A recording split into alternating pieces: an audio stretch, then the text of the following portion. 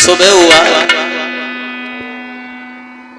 तो बाबा नंद ने यशोदा ने एक बात कही है उद्धव से, उद्धव एक बार मेरे कन्हैया से जाकर ये कह देना वो एक बार हमें दर्शन दे जाए फिर लौट के मथुरा चला जाए।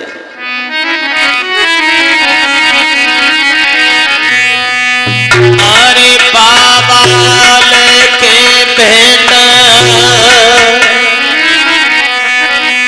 और जब उद्धव के ढेंग आए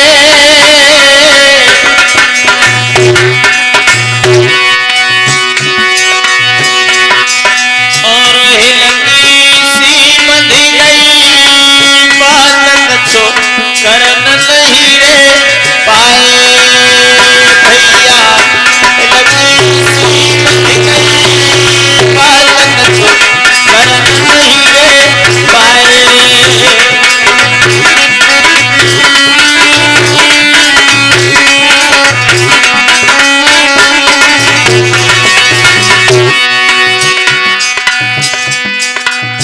यशोदा रोई रही है रे ठाड़ी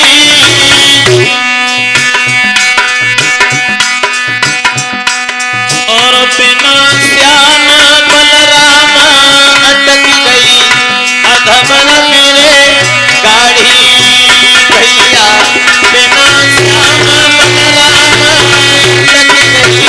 अटक गई अधमन मेरे गाड़ी।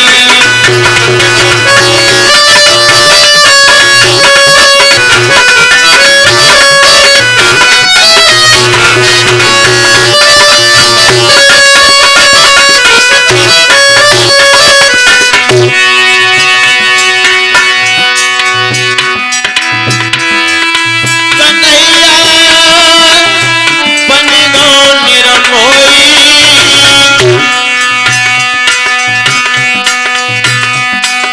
अरे उपजा से ले लो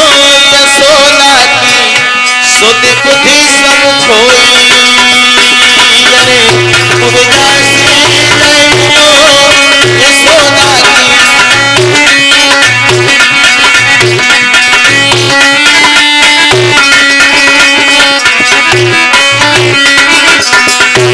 की।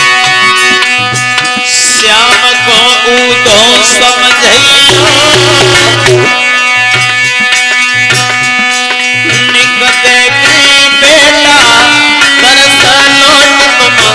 मथुरई कोरे कहियो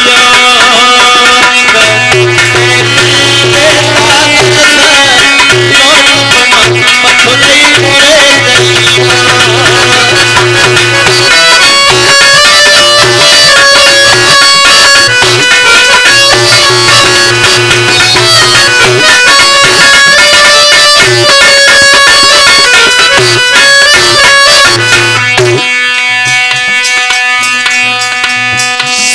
मेरे दिल को नए आवे शाय कितनों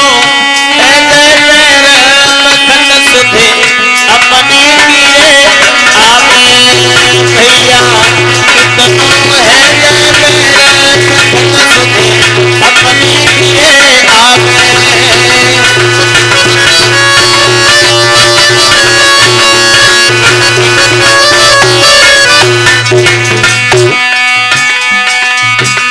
भैया समय पर समय याद अपने की आती है, अब तो समय पर समय याद अपने की आती है।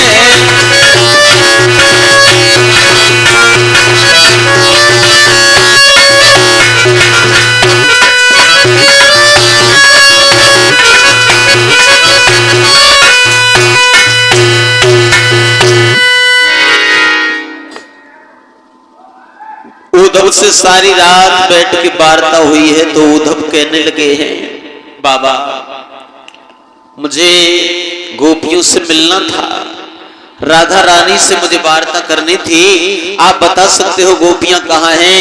तो उसी समय बाबा नंद कहने लगे आप निकुंज वन में चले जाओ, वहां गोपियों के दर्शन तुम्हें हो जाएंगे।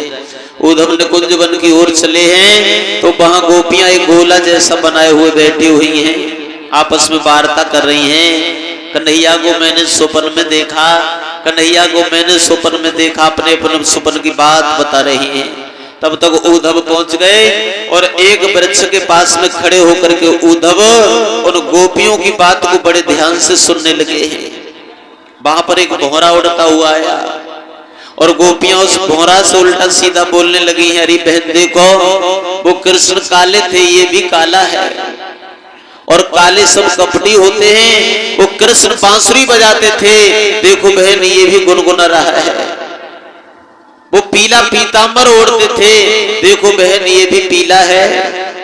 एक गोपी बोली, बहन ऐसे मत कहो, ये भौरा जाकर के हमारे कन्हैया को बता देगा तो वो दुखी हो जाएंगे। लाला के दुख में ही तो हमारा दुख है और उनके सुख में ही तो हमारा सुख है। भौरा लौट के आया, गोपियां हाथ जोड़ के उस भौरा से बोली, हे भ्रमर, हमने तुझसे जो कुछ भी उल्टा सीधा बोल दिया आवेश में आकर के, तू जाकर के हमारे प्यारे कन्हैया को मत बताना। उन्हें बहुत बुरा लगेगा। भौरा उड़ के चला गया और अपने अपने स्वप्न की बात कह रही हैं। अब उद्धव जैसा जो ज्ञानी है, उद्धव का दिमाग चक्कर खा गया।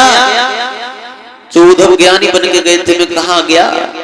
मैं गोपियों को, ब्रजवासियों को ग्वाल गमार समझ रहा था, ये वो नहीं है।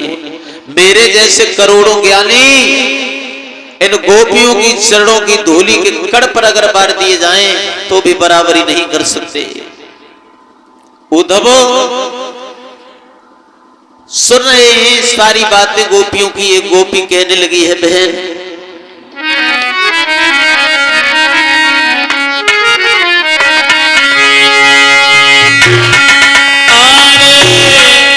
सपने में श्याम तोने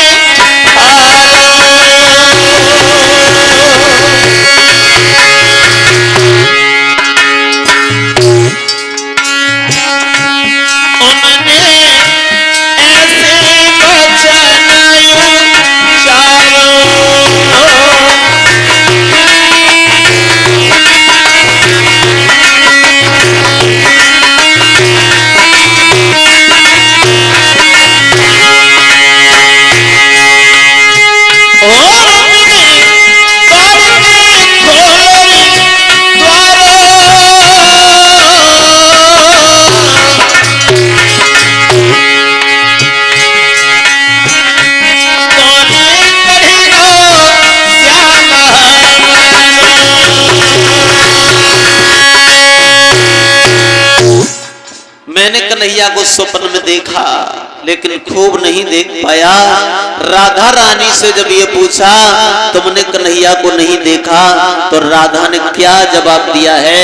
बहन, हमारे प्राण वल्लभ श्री कृष्ण जिस दिन से वृंदावन को छोड़ के गए हैं ना, उस दिन से वो मैं सोई नहीं हूं। हमारी बहन निद्रा को भी अपने साथ ही ले गए। नींद जब आए तो स्वप्न आएगा और जब नींद ही नहीं आएगी तो स्वप्न कहां से आएगा? मैं सोई नहीं हूं जिस दिन से कन्हैया वृंदावन छोड़ के गए हैं, तो जब नींद नहीं आती तो स्वप्न कहां से आएगा जो मैं तुम्हें बताऊं? उद्धव कहने लगे, बाप रे, कहां गया मैं? राधा उस दिन से सोई नहीं।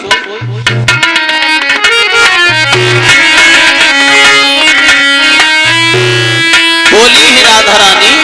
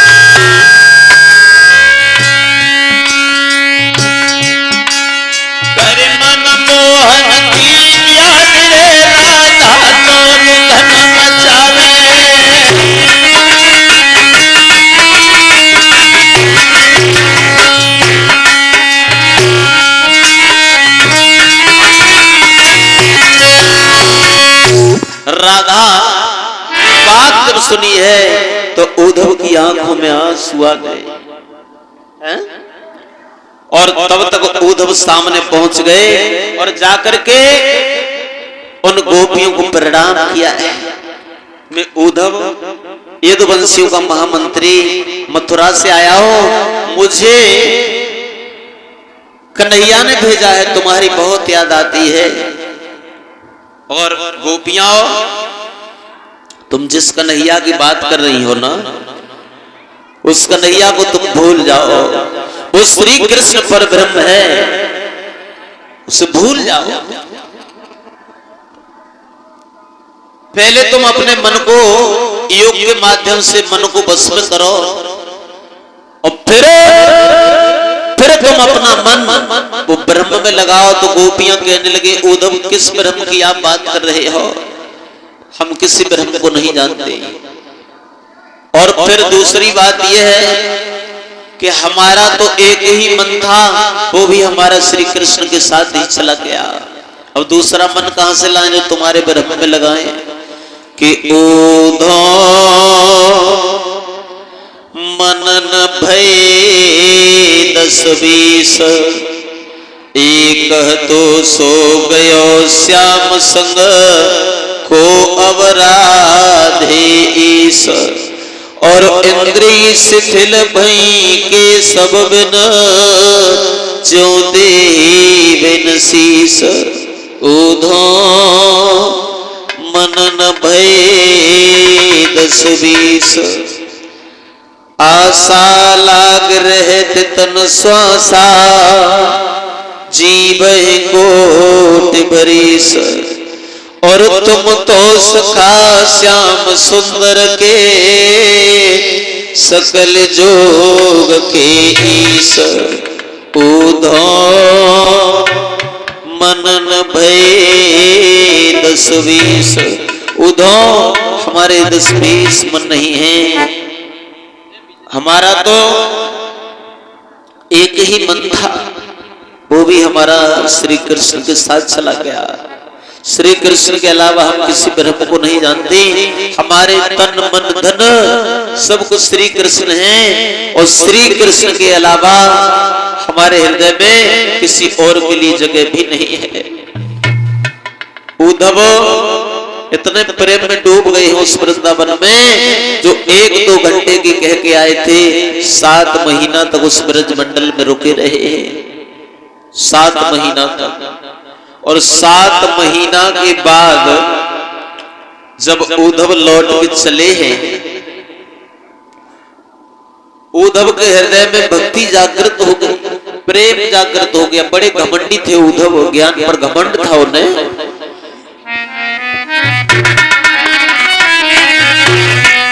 तो गोपियां उद्धव से बोली, उद्धव आप चले जाओगे, आप जब से आए थे वृंदावन में तब से हमें बहुत अच्छा लगा था, आप चले जाओगे तो हमारा क्या हाल होगा उद्धव।